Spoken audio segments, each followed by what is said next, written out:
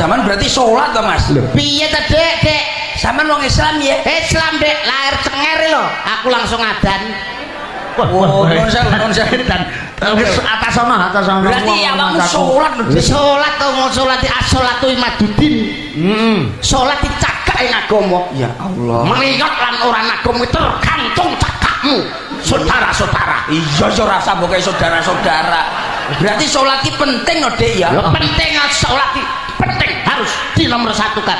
Lho berarti sholat ki nomor piro? Nomor 1. Lah, cengok we. Kok iso lho?